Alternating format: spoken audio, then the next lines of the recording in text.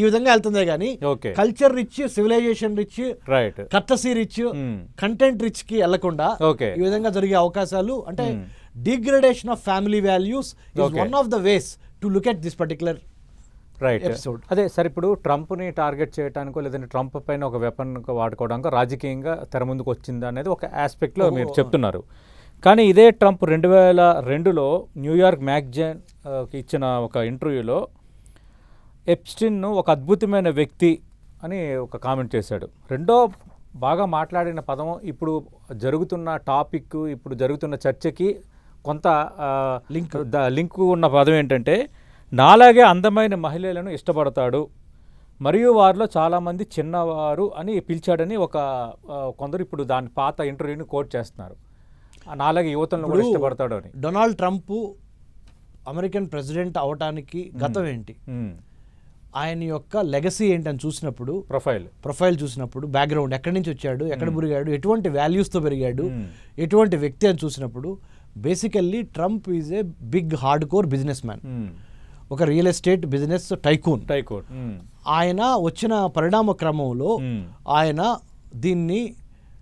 Republican party అయినప్పటికీ conservative orthodox party Republican party అయినప్పటికీ ఆయన ఇండివిజువల్గా చూసుకున్నప్పుడు ఆయన విమెన్ రిలేటెడ్ ఇష్యూస్లో చాలా వరకే ఆయన తప్పులు చేశాడు అనేది ప్రపంచం మొత్తానికి తెలిసిన సత్యం.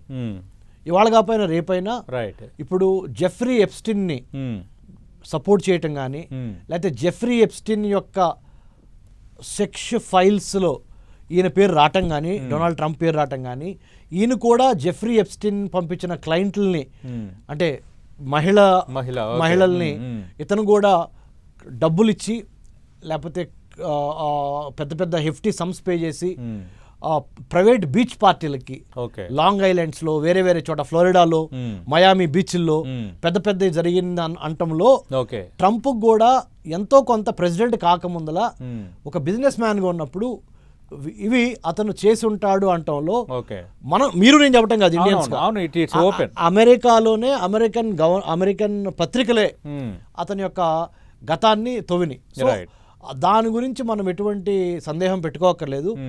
డొనాల్డ్ ట్రంప్కి తప్పనిసరిగా ఇటువంటి వాటితో సంబంధం ప్రెసిడెంట్ కాకముందల, with all due respect to the chair of the US presidency, we are not saying anything untoward to that, but ఆయన ప్రెసిడెంట్ కాకముందల, before he had become the president of the United States of America, Donald Trump was a 100% businessman.